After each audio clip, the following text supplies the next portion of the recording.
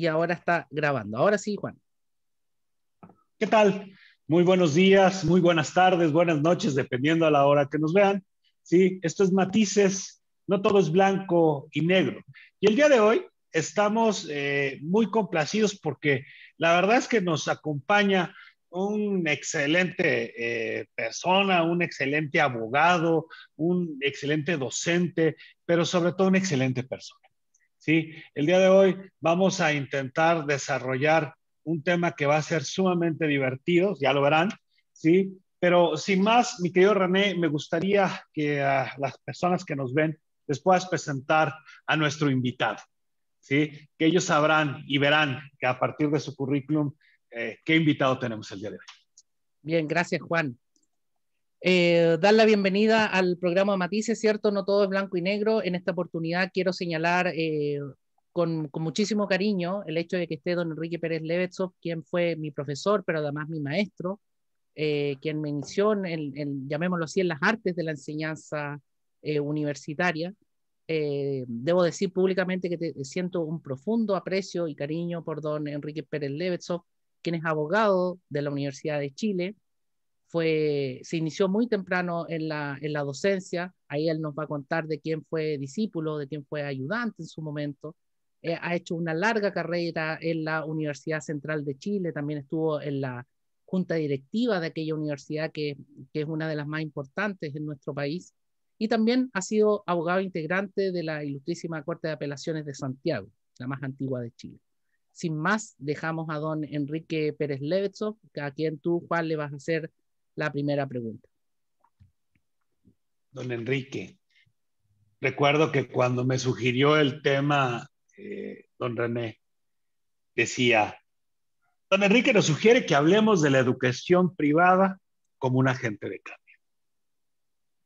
Y no puedo negar que se me vinieron muchas emociones encontradas. Porque quizás, viniendo de México, donde constitucionalmente la educación es pública y gratuita, pues de repente como que nos hace un cierto ruidito. Pero después me puse a meditar y dije, ¿realmente los estados pueden cumplir con esa garantía de educar a toda la población? ¿Realmente no habría esta posibilidad de que la iniciativa privada ayudara con este camino? Y si va a ayudar con este camino, ¿cómo lo tiene que hacer para que cree una inercia en el sentido de generar una nueva dinámica? ¿Qué opina, don Enrique? ¿Cómo es que la educación privada nos ayuda al cambio de una sociedad? Muchas gracias, Juan. En primer lugar, mi agradecimiento por estar en este programa Matices, no todo es blanco y negro. Para mí ya el título es un homenaje a la tolerancia. No colocarse a las personas en las antípodas. Yo y mi grupo somos blancos y ustedes son negros, por lo tanto son mis enemigos. Esto de que no todo es blanco y negro, sino que hay matices, es un símbolo de tolerancia. Eso ya lo encuentro destacable el título. Ahora, René dijo algo por ahí que yo siempre he sostenido, que el enseñar, más que una actividad, una profesión, es un arte. Es un arte en que hay que enamorar al estudiante. Tiene que gustarle lo que va a estudiar. No puede ser que vaya a la universidad con el afán de ganar dinero, con esto me voy a ganar la vida. A mí a veces los alumnos me preguntan qué área del... Se cortó, parece. No, don Enrique, sí está perfecto. A veces me dicen qué área del derecho es mejor, da más dinero. Yo les digo, miren, en el mundo lo que da más dinero es primero el tráfico de armas, después el narcotráfico, después la prostitución. Pero no lo busquen en el derecho, porque nos aventajan con creces otros aspectos. Enseñar es un arte para que el alumno se impregne de lo que va a hacer en el resto de su vida, que le guste, que le agrade, que se enamore. Ahora, en cuanto a que ¿La educación privada es un agente de cambio? Sí. En Chile existió solo la educación pública hasta hace unos años, eran 30 años, 40 años, en que se permitió las universidades privadas. Como en toda actividad, ha habido excesos, pero ha habido también aspectos positivos. No corresponde hacer el análisis de los excesos de las universidades que se vendieron, otras que en la práctica quebraron, que no continuaron, que eran un negocio.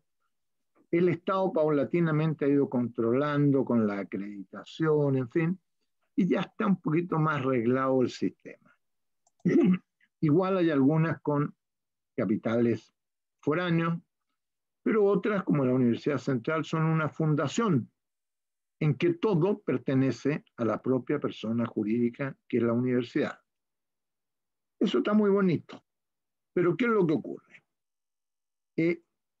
Chile, desgraciadamente, mi país que tanto quiero, está muy estratificado socialmente. Ya en la ciudad de Santiago eso se ve.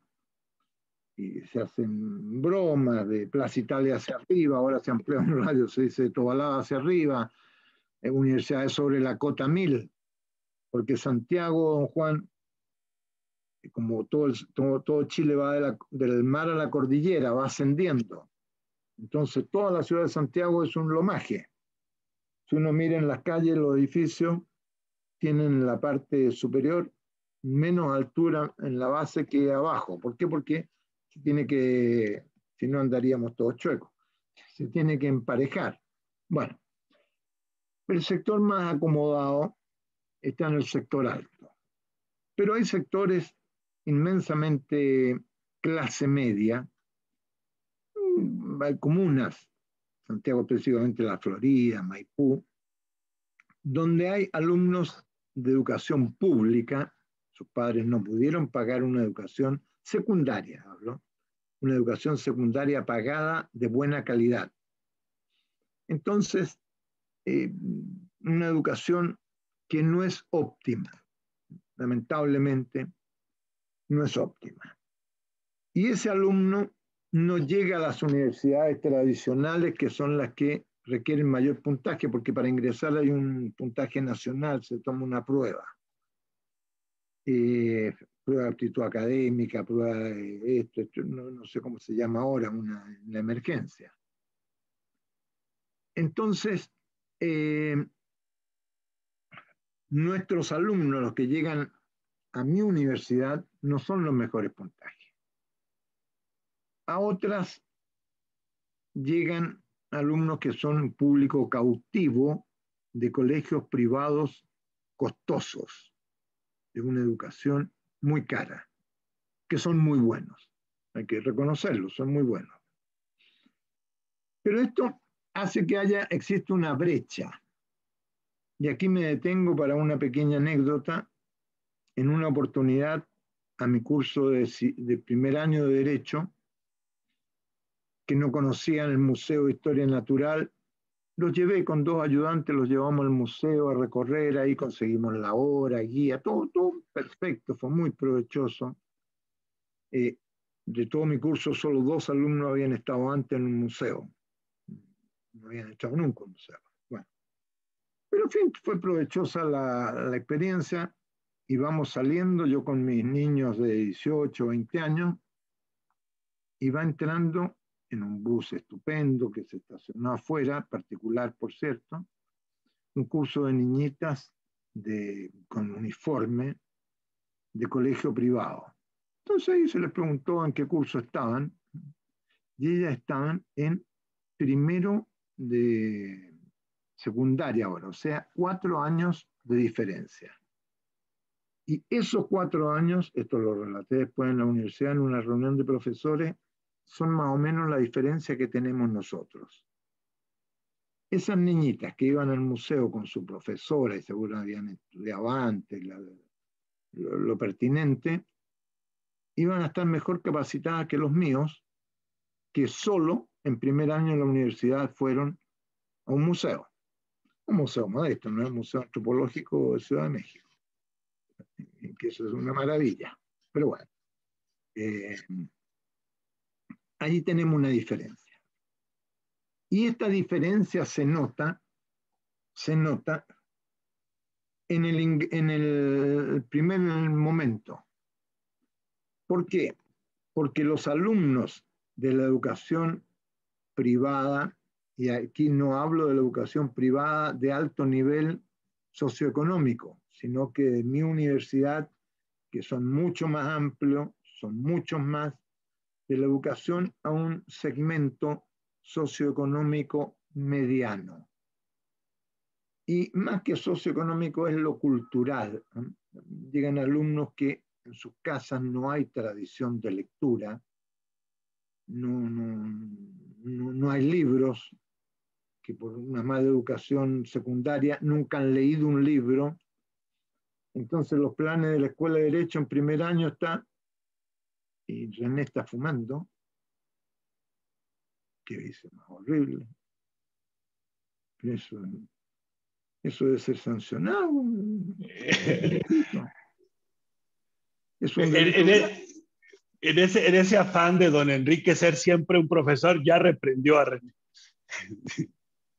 Pero, ¿cómo está fumando, hombre, en clase? No se fuma. Bueno, este nivel, como le digo, las universidades privadas hay buenas, de buen nivel, que se especializan. Hay una, por ejemplo, que en economía salen grandes economistas que después ocupan importantes cargos en las empresas, gerencia, directorio. Está bien, el país necesita de eso, ¿sí? No se trata de abolirlo, pero hay que empujar de abajo, que no se nos puede aumentar la brecha. Y aquí es donde la universidad, en este sector medio cultural, más que económico, si puede haber sectores, padres adinerados, pero no es eso. Culturalmente, en nivel medio, es donde la universidad es un agente de cambio. ¿Por qué? Porque el niño que llega a ese primer año va a adquirir ciertos hábitos que tienen que inculcarle sus profesores, por cierto, de lectura, de pensamiento. Piense que va a contestar, piense cuál es su respuesta. El código dice esto, ¿qué le parece a usted? ¿Está bien o está mal? ¿Por qué, señor? Eso hace que el alumno o alumna eleve su nivel intelectual. No tanto por lo que, no es por lo que aprenda, sino por lo que se le enseñó cómo aprender. Las universidades han jugado allí un papel muy importante, las privadas. Yo hago al comienzo, entre profesores, el esquema. Les digo, mire, partimos con 4 años de retraso frente a otras universidades. O sea, tenemos la tarea no solo de ponernos al día, sino que llegar primero. Ambicioso. O sea, es una carrera en que partimos, damos una ventaja a los demás, porque la sociedad, porque el medio ambiente así lo hizo. Y esa ventaja hay que compensarla. ¿Para qué? Para poderlo desarrollar y sacar un buen producto. En la universidad, yo he hecho clase en varias universidades, hasta de Copiapó, que ahí no voy a mencionar los alumnos que tuve. He hecho en Antofagasta. Puro bueno alumno en Copiapó, profe. Claro, fue la primera generación, entonces ocuparon todos los cargos públicos. No es broma. No es chiste, no, sí. Fue la primera generación de egresados en esa ciudad. Entonces, por cierto, eran de la zona. Ocuparon todos los cargos públicos. Bueno, pero hice clase en la Universidad de la República, en Santiago, y donde más tiempo llevo en la Universidad Central. Hice clase en mi Universidad de La Chile, pero como ayudante. No, nunca fui profesor ahí. Era otra época, eran números clausos los profesores, y después se abrió con las privadas ya, otro tema actual. Pero bueno, he hecho clase en tantos años y tengo el orgullo de ver que muchos de mis exalumnos les ha ido bien profesionalmente.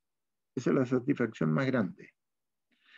Están Defensoría Penal Pública, Ministerio Público, ministerios, están en Fiscalía, gobernaciones, municipalidades, están en todas partes. En todas partes. Y eso es enriquecedor. ¿Por qué? Porque como salen muchos abogados de las universidades, egresan muchos abogados de las universidades, la Academia Judicial, por ejemplo, todos los organismos hacen un concurso. Entonces allí no es que, mire, yo vengo a una universidad sobre la cota 1000, que tenemos aire acondicionado, señor, y tales comodidades, está todo alfombrado, ya, a la fila. El otro que yo vengo a una universidad donde nos entumíamos de frío porque no había calefacción, a la fila. Y allí en exámenes anónimos, esa es la cancha donde se ven los gallos. Allí es donde se sabe quién es mejor. Y a la Universidad Central nos ha ido bien en estos productos, en estos concursos externos, donde se ve la calidad de nuestro producto. Y en la Academia Judicial, bueno, siempre el mayor número de postulantes aceptados lo saca la Universidad de Chile, después la Católica, y en una oportunidad, hace años yo estaba en la junta directiva de la universidad, salimos inmediatamente después de la Chile. Si entraban en esa época 10, ahora entraban 20, no sé cuántos están entrando, al Poder Judicial, de un curso especial que hay para abogados. Si la Chile sacó 4, nosotros sacamos 3. Y el resto se lo dividieron las otras universidades. En consecuencia, si obtenemos un buen producto, y excúseseme el pragmatismo, resulta que eso es un ascenso social, ya en lo cultural, en el hablar, en el actuar, y que se trasunta, esto es capitalismo, por cierto, se trasunta en lo económico. ¿Por qué? Porque van a obtener buenos sueldos, o a lo menos un sueldo estable, si no es bueno es estable, y les va a ir bien. Eso hace que se ascienda culturalmente, socialmente y hasta económicamente.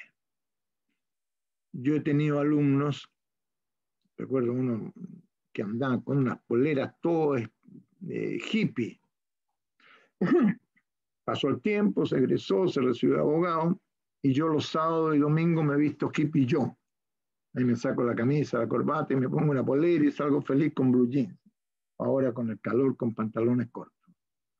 Un día voy al supermercado, a Jumbo, y al lado se me estaciona en una tremenda 4x4 este exalumno. Iba con una pinta, camisas de marca, unos zapatos, unos mocasines, un sport elegantísimo. Y profesor, qué gusto verlo. Y el muy infame me dice, pero usted tan deportista, ¿qué onda? ¿Qué le pasó, profesor? Mira tal por cual. Ah, garabato limpio. Yo te conocí a ti, hippie. No me vengáis ahora. Yo igual para hacer clase me pongo tener mi corbata, pero ahora los sábados salgo a comprar de sport. Ah, pero mi profesor, que el otro, pero porque ese niño había ascendido hasta económicamente y culturalmente también, porque para lo otro es consecuencia. ¿Y por qué lo económico es consecuencia de lo cultural? Porque como nuestros alumnos, clase media, no son hijos de familias influyentes que puedan colocar al niño en la gerencia de una empresa, se la van a tener que barajar por sí solos. O sea, lo que logren es esfuerzo de ellos. Eso es importante. Don Enrique. Sí. Entonces, mire, hay un tema muy impresionante que... Se te apagó, Juan. Se te apagó solo el micrófono. Ahí sí. Esta vuelta de tuerca que usted le da al tema, ¿sí? Pensemos en esta matriz, ¿no? Finalmente, si el Estado está obligado a brindar educación, pero no todas las veces puede. Y la realidad es que nuestros jóvenes necesitan de esta educación para que se vuelva un agente social para ese cambio y ese ascenso social. Y para culturizarlos, porque finalmente si los podemos si les damos cultura, si les damos conocimiento, si les creamos, si les generamos valores, finalmente tenemos una mejor sociedad. Evidente. Entonces, muchas de las cuestiones es que de repente siempre pensamos quizás en el otro lado de la moneda, en pensar en que la educación privada son aquellos grandes colegios o grandes universidades, ¿sí? Que cobran mucha plata, pero a lo mejor no volteamos a ver aquellos pequeños institutos o grupos, colegios, que cobran un poco más modesto y que se vuelven en ese factor de cambio de aquellos sujetos que no pueden pasar los exámenes de aptitud académica. Exacto. Entonces, aquí lo que me hace un poco de ruido es eso que usted dice, que sin duda es cierto. En muchos campos universitarios, de repente tenemos que ser conscientes que tenemos como ese factor en contra, que traemos un poco de retraso, porque pues de hablar, ¿no? Es como se da.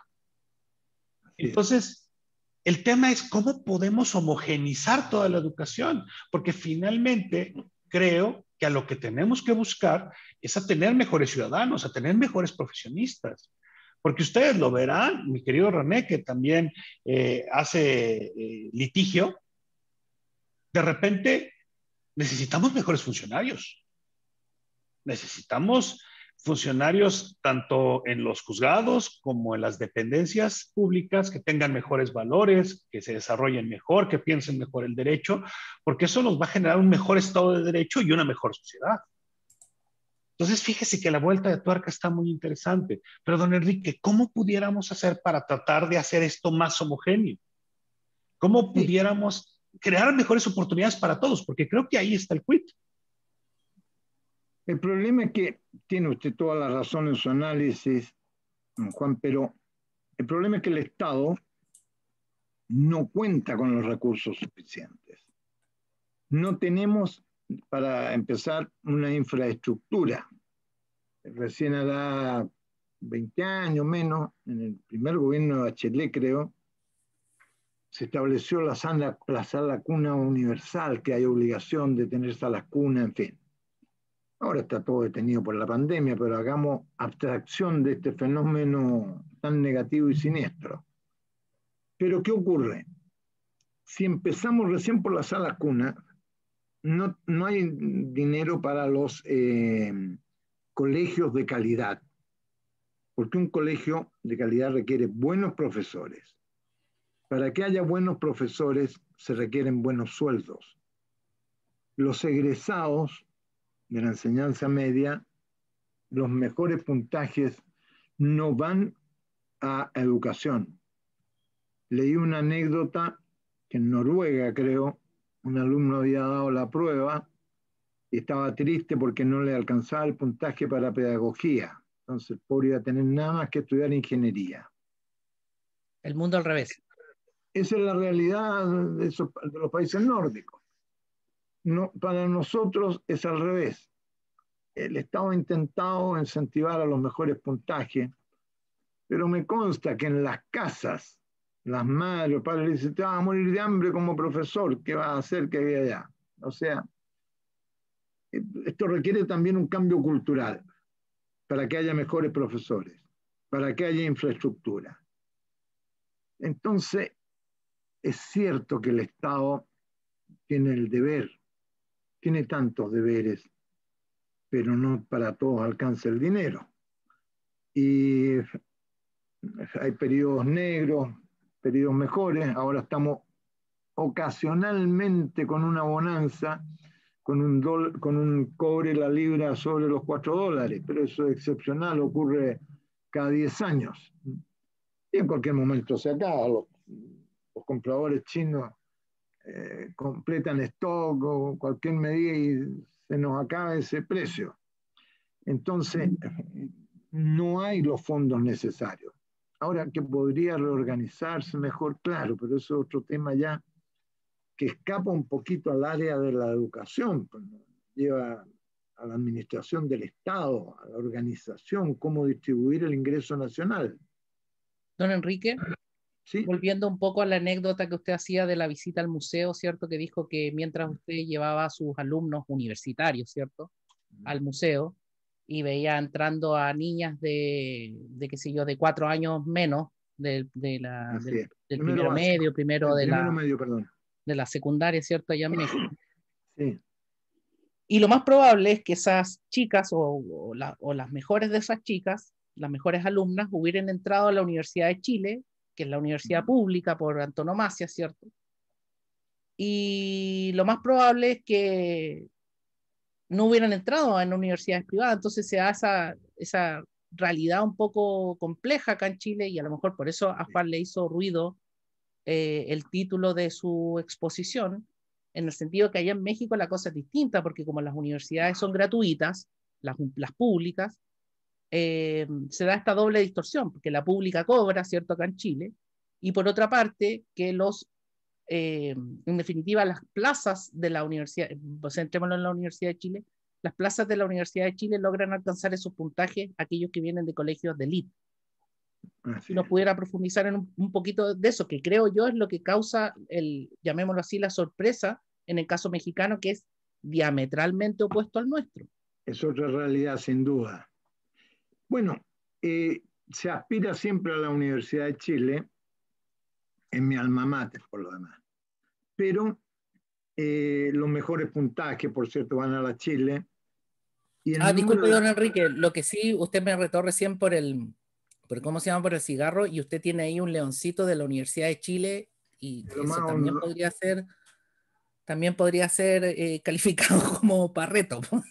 En un momentito vamos a poner más destacado, ya que...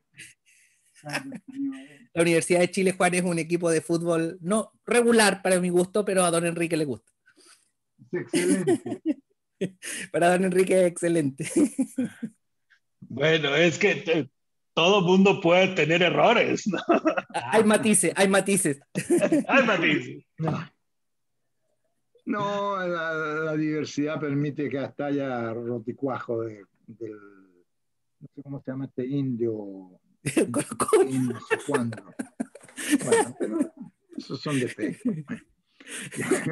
Oiga, decíamos que, claro, los mejores puntajes aspiran a la Universidad de Chile, porque tradicionalmente ha sido buena, ha sido la mejor. Sin embargo, en todas partes se cuecen habas. Estos chilenismos no sé si existen en México. Yo he visto egresados de la Universidad de Chile en una época en que su producto, los egresados, fueron malitos. Hubo problemas con un decano que no se iba, que recursos. Llegó a la corte el tema. Y salieron alumnos no óptimos. ¿Por qué? Porque las universidades son como las personas. Otro más, Banal decía como los autos, no se puede hacer una carrera parejo a 150 kilómetros. No, pues tiene que ir una parte más alta, otro más bajo, alternando. Ahora, si esos alumnos llegan a la Universidad de Chile o a la Católica, un poquito sectaria, pero van a tener una educación que después va a haber que medirla en el campo del ejercicio, en el campo profesional. Así que la predilección por la Chile es una predilección que puede servir ahora, pero si no la aprovecha el muchacho o muchacha, y cuando llegue a ser abogado o abogada, va a tener que esforzarse, porque si no va a ser pasado a llevar. Lo que vale es lo que se aprende y que se ejercita después. Porque uno puede sacar un muy buen alumno y resulta que después no se desenvuelve. Hablan los expertos por ahí de la inteligencia no sé cuánto, de esto, este otro. siempre hay personas que están estudiando para enseñarnos a los profesores cómo hacer clases. Ellos no han hecho jamás una clase, pero bueno, pero debe ser gente que sabe mucho porque se les entiende poco. Entonces, tiene que saber mucho. Es que ahí está el axioma ese de que la idea es enseñar lo difícil en fácil y no lo fácil en difícil. Claro, claro. Y además que el derecho es tan lógico. El ejercicio común a mis alumnos es: señor, enseño la compraventa, obligación del comprador de pagar el precio. Señor, olvidémonos del código, no existe la norma. Usted juez, fíjese que vendí mi auto a este señor y no me paga. ¿Qué haría? Sin norma. Usted como un juez de paz, no sé, juez solo. Pero piense, ¿qué le parece a usted justo? No, pues yo lo condenaría a que le pague. Allá ve. Lo mismo pensó don Andrés Bello, autor del Código Civil. O sea, la norma es lógica. Nuestro derecho es lógico. Se dice que está atrasado. Como se trataba de un profesor mexicano, me permití sacar el Código Civil del Distrito Federal. Y en el artículo 2, este fue promulgado a partir del año 32. El artículo 2 dice que la capacidad jurídica es igual para el hombre y la mujer. A ninguna persona, razón de edad, sexo, en fin. Ahí está el principio. Capacidad jurídica es igual para el hombre y la mujer. Tantas vueltas que nos damos buscando igualdad. El Código Civil del Distrito Federal, insisto, lo estampó ya el año 32. En Chile, Andrés Bello dijo que persona es todo individuo de la especie humana. Ya, ahora se especifica más la igualdad entre hombre y mujer. Isabel Allende, nuestra gran escritora, acaba de publicar su último libro, que son sus reflexiones sobre feminismo. En fin. Muy valiosas, muy valiosas. Le faltó un poquito de campo jurídico, porque la mujer está estudiando mucho, muchas están estudiando derecho, han llegado muchas al Poder Judicial, hay muchas ministras de Corte de Apelaciones y ministras en la Corte Suprema. Por ejemplo, don Enrique, en la época del año 98 que usted nos hizo clase, más de la mitad de los compañeros de curso eran compañeras de curso en el año 98. Sí, sí, ya empezaba. Y bueno, una sociedad que no utiliza el elemento femenino es como ir a una pelea de box amarrándose un brazo. Yo soy tan capaz que mi contrincante pelee con los dos, yo con uno solo me basto. Eso es ridículo. Le cuento que hace una semana salió de vacaciones el presidente de la Corte Suprema actual, señor Silva, y dejó como suplente a una mujer. Primera vez en la historia de Chile que una mujer llega a la presidencia de la Corte Suprema. Suplente por vacaciones, lo que se quiera, pero es un avance. Pero esto todo, ¿a qué va? A que lo que me preguntaba don Juan, ¿cómo se puede suplir esto? Con la educación, angostar la brecha entre unos que tienen muy buena educación y otros que tienen mala. El secreto es angostar esa diferencia. Y allí vendrá, también se discute la capacidad de cada cual. No todos tienen aptitudes para lo mismo. Yo he tenido alumnos, uno que se dedicó a la pintura, hoy en día es un gran pintor en España. No siguió estudiando Derecho. Otros que se han dedicado a otras actividades comerciales. Está lleno de empresarios que son abogados, que no ejercen. Yo me alegro mucho porque son los que llaman después a un abogado de ejercicio. Don Enrique, ¿cómo se hago un contrato? Entonces yo le digo, contrato a un abogado. Ya, pues, te gallo. Claro, porque se dedican a otra actividad. Pero bueno, los que tienen aptitud para el ramo que van a seguir, debieran estar mejor preparados. Es labor del Estado, y aquí tengo que usar la frase del presidente Elwin, en la medida de lo posible. Porque exigir todo al Estado como pedirle al papá, más allá del dinero que tiene en el bolsillo. ¿Algo habrá que hacer a futuro? Sí, sí, pero eso escapa ya a nuestra área del derecho civil. Que la sociedad tiende hacia una igualdad, sí, creo que sí. En los últimos años han cambiado la manera de ver, los valores. Ahora se dice que a raíz de la pandemia van a variar algunas costumbres, algunos valores. No estoy tan convencido de ello. No estoy tan convencido. Hay fenómenos curiosos. Se dice nos va a volver más solidarios, menos consumistas. ¿Sí? Menos consumistas.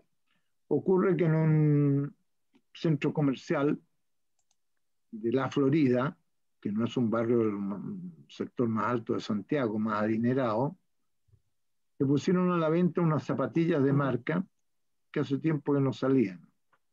Y llegaron muchachos, clase media, a alojar para hacer la fila, para estar en primer lugar al otro día. Se agotaron rápidamente las zapatillas. Era una marca determinada, en fin. O sea, cuando me dicen que con la pandemia vamos a ser más humildes, no estoy tan convencido. No estoy tan convencido. Quizás es que se está romantizando un poquito, ¿no? Y que finalmente, a lo mejor el encierro nos quiere volver románticos y volver a confiar en la humanidad, ¿no? Porque el encierro está sacando algunas cosas de nosotros, muy del interior. Sí, sí, puede ser, sí, sin duda.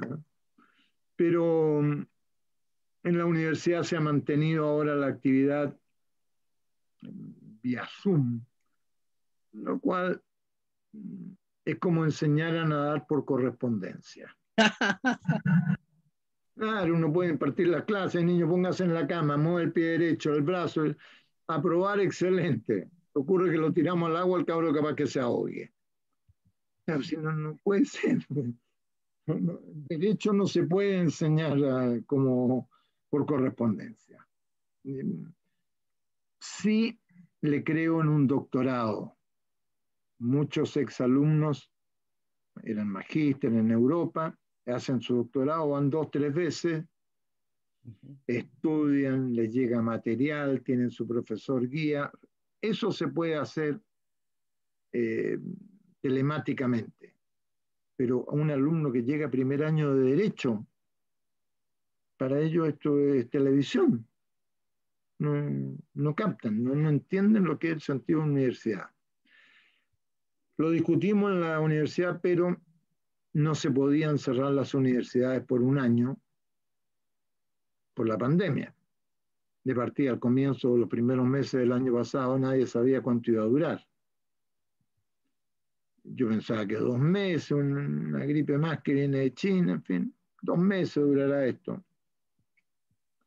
Unos alumnos ahí me dijeron, no, profesor, esto llega hasta agosto. Todos nos quedamos cortos, todos nos quedamos cortos. Recién estamos en la etapa de la vacuna ahora. Espero yo que ayude a la clase presencial, porque esa es insustituible. Mientras no haya clases presenciales, no podemos aspirar a sacar un buen egresado. En el básico, como insisto, en posgrado, un doctorado perfectamente bien se puede hacer, pero no en el primer año de Derecho, por ejemplo, segundo año no. Pero van a ver, de todas maneras, por el tema de la pandemia, no solamente generaciones de primer año de Derecho, ya sería el segundo año de Derecho, sino que también toda la básica, la media en general, todos estamos en esa dinámica. Las audiencias también se hacen por Zoom, y recogiendo un poco lo que usted dice, quizás nos vamos a salir un poquito del tema, también hay un poco de misoneísmo, o sea, miedo a lo nuevo. A mí me pasó en las primeras audiencias, porque en mi experiencia, los juicios orales a veces se ganan por pura presencia, o sea, uno llega y qué sé yo, y pega una mirada y eso puede servir. No estoy diciendo que era Jackie Chan o algo por el estilo, no, pero la presencia, la forma de hablar, la forma de dirigirse al juez o a la jueza, a quien corresponda, interviene mucho el elemento de presencialidad. Ahora, eso que en un momento, como le decía recién, el misoneísmo, el miedo a lo nuevo, hoy día quizá ya no es tanto. Pero ¿cuál es la esencia entonces, don Enrique, que requiere esto de que usted dice que no se puede estudiar derecho por correspondencia? La esencia es que tiene que haber un contacto directo, profesor-alumno, en que el alumno diga, señor, ¿qué quiere decir esto? ¿Por qué? Señor, me quedó una duda. Uno ve la cara del alumno. Uno le ve cuando entendió y cuando no entendió, o cuando está pajareando. No sé cómo se dice en México, estar... ¿Cómo se dice, Juan? Exactamente igual, don Enrique. Igual, pajareando. Sí, pajareando. Que yo aprovecho... Cazando moscas. Sí. Yo veo un alumno así, no lo reto, sino que le hago una pregunta. ¿Qué opina usted de esto? Ay, perdón, que no sabe. Entre la clase, pues, manténgase. Ya con eso el alumno sabe que tiene que mantenerse. En la cara, es algo tan vivo la clase que a veces uno prepara un tema creyendo que es muy difícil, que va a ser de difícil entendimiento. Entonces, hay que dar 2, 3 vueltas. Y otros que son más fáciles, esto lo van a entender a la primera. Ocurre que el curso sale todo al revés. Lo que uno creía que era tan difícil va en la segunda vuelta. Sí, todos ya entendieron perfecto. Y lo que uno creía que era fácil, pero ¿cómo esto se da? Por esto, otro y allá. Eso se logra personalmente. Imposible por computador. No le tengo miedo a lo nuevo. El tío Charles me enseñó hace 150 años que especie que no se adapta perece, René. Sí, claro, por supuesto.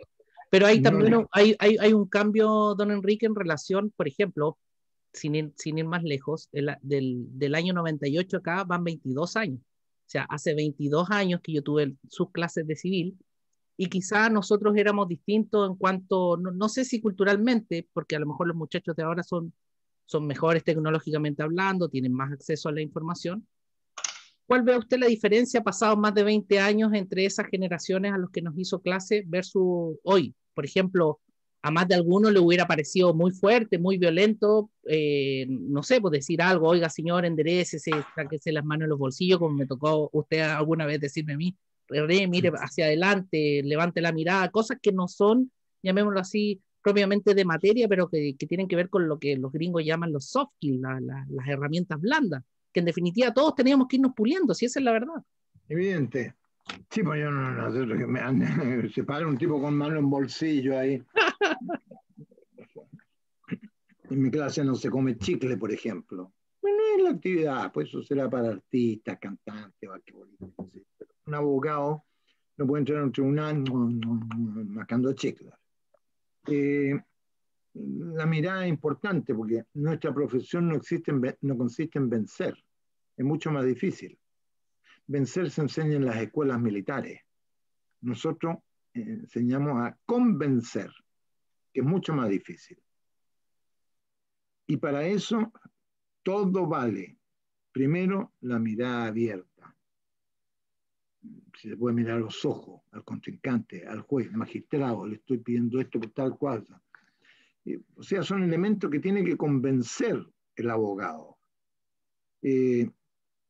A veces se nos miren menos en consejos, en municipalidades, pero eso lo hizo el abogado. Claro que sí, pues por eso es valioso, porque es la ley. A mí me han contratado municipalidades para un informe irle a explicar. Me ha faltado un concejal que ha dicho, bueno, pero es un abogado el que viene. Claro, le digo, si no le voy a hacer striptease acá porque no soy vedeto, ¿qué quiere que le haga? Se la gana a reír todo y empezó mi exposición más tranquilo. Es un abogado. Sí, señor abogado. Y por eso es valioso lo que he hecho. Porque esto permite actuar dentro de la ley, de acuerdo al orden existente en una sociedad civilizada. punto. Entonces, esa personalidad del abogado que nos pegan duro, hay que formarla en la universidad nomás. Yo no saco abogaditos tímidos así, que, ay, que no sé cómo, parece que mi cliente es inocente. No, no. Parece. Es inocente, señor. Y le pegó 20 puñaladas al otro, se investiga un suicidio. Claro. Pero no me venga con lo mató, señor. Veamos, por falta el informe, a ver que llegue bien el informe. Todo. Sí, sí. Tiene que tener personalidad el tipo. A uno no siempre le tocan causas buenas, a veces tocan causas muy malas. Yo partí mi profesión siendo joven, nos tocaban asuntos de familia, pues entrando en un juzgado un tipo que, un señor que defendíamos que era muy buen marido, muy buen padre, y la mujer inventaba cosas, en fin. Vamos entrando al juzgado, veo al fondo una mujer con un ojo así. Por casualidad esa señora que está el vestidito ese rosado, es su señora, sí. ¿Y qué le pasó en el ojito? Bueno, es que yo no le había dicho, porque a veces yo manoteo, le había pegado, hombre. ¿Y qué va a hacer uno? No puede al lado afuera del tribunal dejarlo, si yo no lo defiendo a usted porque usted me... Hay que apechugar nomás. Y entrar y decir, mire, magistrado, esto requiere un informe, qué sé yo, buscar una salida, pero ¿cómo se va a rendir a la primera? Hay que formar abogados. Pero y ahí, don Enrique, que obviamente el tema es la discusión, ¿cómo lo hacemos para transmitir ese ímpetu, ¿cierto? Esa convicción que tiene que tener un abogado para defender a su cliente versus lo que se llama la deóntica, ¿cierto? La ética profesional. ¿Cómo revitalizarla? Porque en una sociedad actual en donde importa más el fondo que la forma, en donde importa más empalar al delincuente en la plaza pública, la verdad es que eso que usted está hablando, don Enrique, parecería incluso tildado de violento por algunos. Claro, lo que ocurre es que los tiempos cambian, como usted bien lo señala, y la ética en derecho es defender a conciencia a una persona. No creo que tenga que ser acorde a mis ideas, porque yo tengo ideas políticas, deportivas, de todo orden. No, soy heterosexual y si me toca defender a alguien que sea homosexual o representarlo, lo voy a hacer porque no puedo hacer entrar a esos distingos. Es su vida privada. En consecuencia, cuando existía la dictadura, entre los alumnos decíamos, ¿qué pasa si a ti te nombran defensor de oficio de Pinochet? Algunos decían, no, jamás tomaría...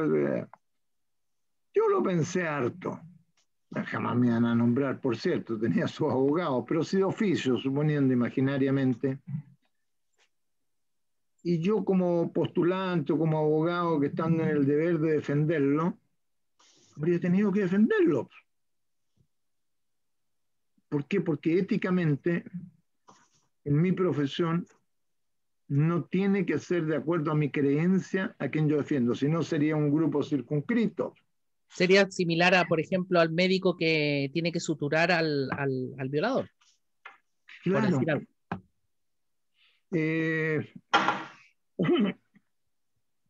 Una hermana de un amigo mío, médico, hizo su práctica en un hospital en San Bernardo, un sector popular, y llegaban los heridos y los tenía que coser.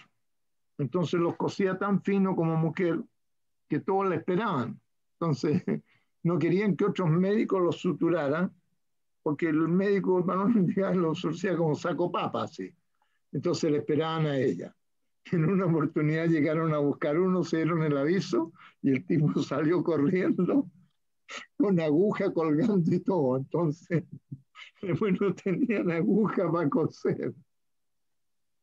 Porque, claro, son agujas especiales, por cierto, en un hospital pobre. Pero bueno, ella cumplía. El abogado, yo creo que la ética va en ejercer legalmente si le corresponde.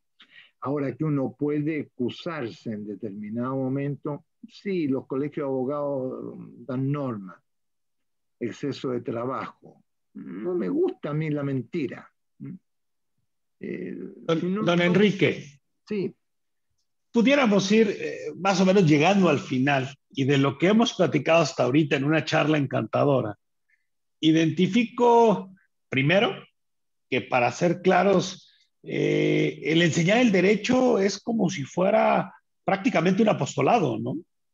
Pero Sí, que este apostolado nos lleva a muchas reflexiones y sobre todo en estos tiempos tan convulsos en los que vivimos. Este cambio de paradigmas, en este distanciamiento social que se pide en el cono sur y en el cono norte, ¿sí? En el cual hemos tenido que transformar las clases presenciales en clases en línea, a lo cual yo coincido plenamente con usted. Es sumamente difícil poder transmitirle al alumno el conocimiento, pero sobre todo poder identificar esa mirada perdida o ese entendimiento, ¿sí? Y que también, don Enrique, rescato mucho lo que usted dice. Finalmente, las universidades, sean públicas, sean privadas, en este concepto tan diferente que tenemos en México y en Chile, ¿sí? Lo que debemos de buscar es esa formación integral. Pero también, y creo que en eso se basa todo lo ameno que usted ha dicho, que hay una gran importancia, no solamente la formación integral, hay una gran importancia en que las universidades debemos de formar técnicos del derecho. ¿Por qué? Claro, no técnicos fuera de lo ético, sino técnicos que nos ayuden a lograr conservar el Estado de Derecho. Exacto.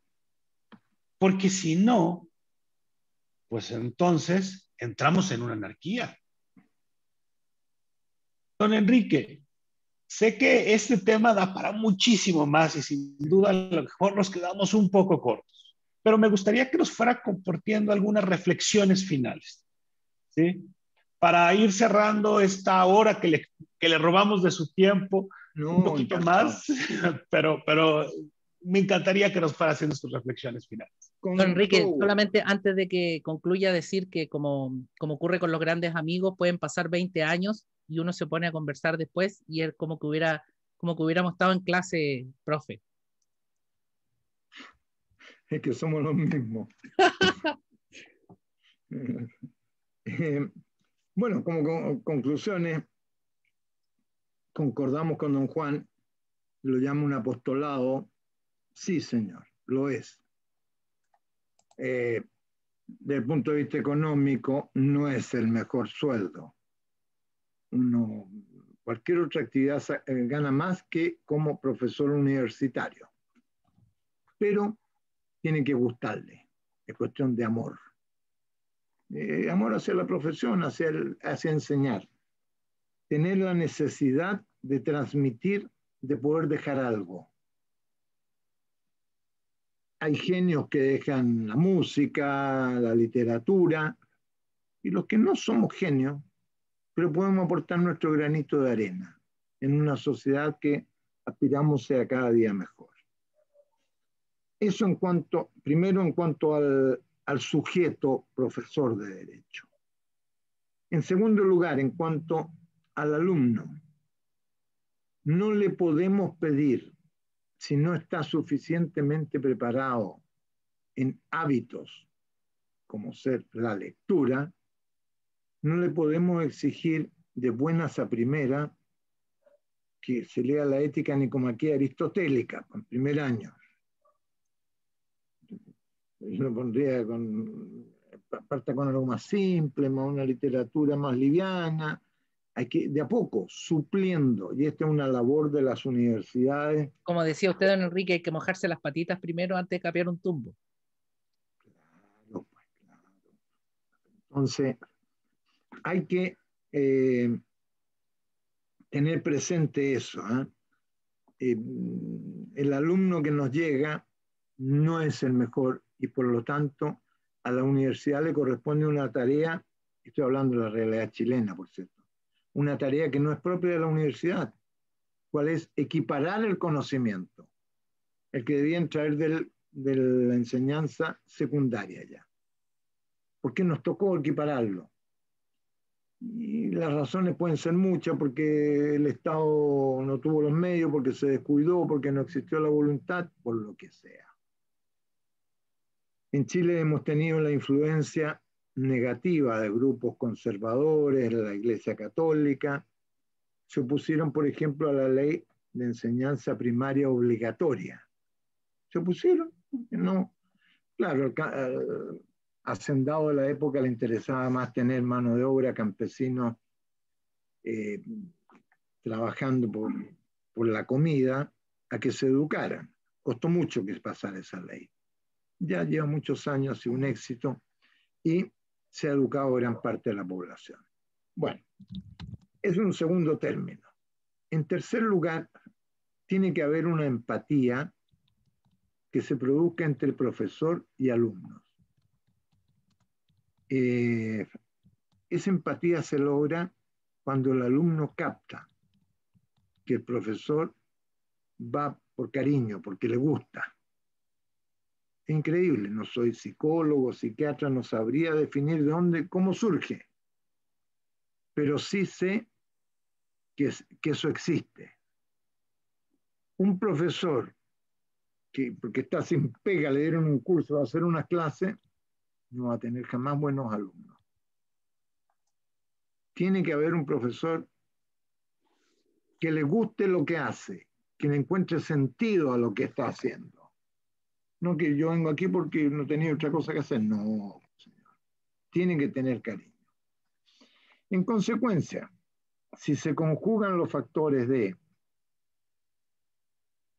enseñanza media suplida, o al revés, universidad supliendo los defectos de la enseñanza media, un alumno interesado y un profesor que le gusta transmitir conocimiento, podemos mejorar nuestro sistema, y ahí realmente sería la universidad un agente de cambio. Esa es mi conclusión, breve. Fantástico, don Enrique. Bueno, fenomenal. Disculpar a los oyentes, que se me notó mucho que soy fan de don Enrique, parece. Mis alumnos están... Sin duda se notó, pero lo mejor fue el regaño. Eso yo puedo claro. decir. No, eso fue con una tirada de oreja, así que no me daban hace años. Sí. Hay que disciplinar a este muchacho que se nos está yendo. Bueno, pues señores, muchísimas gracias. René, no sé si quieras hacer el cierre el día de hoy de este programa. Bueno, yo te había anticipado, Juan, que una de las grandes virtudes de Enrique Pérez es su humildad. Es un tremendo profesor, un tremendo jurista, una persona importante en el desarrollo de la enseñanza de nuestro país, pero ha cultivado siempre eso que lo caracteriza en esencia, que es la forma llana, tranquila, sencilla de transmitir, y la transmisión de conocimiento solo la pueden realizar aquellas personas que de corazón son generosas. Y yo creo que don Enrique es una de aquellas personas, una persona muy generosa. Gracias, Enrique Pérez. Gracias, René, por el concepto. Bien, don Juan, espero que no le haya defraudado mucho. Muchísimas gracias, don Enrique. Pues bueno, sin más, muchísimas gracias y nos seguimos viendo aquí en Matices. Encantado, pues. Hasta luego.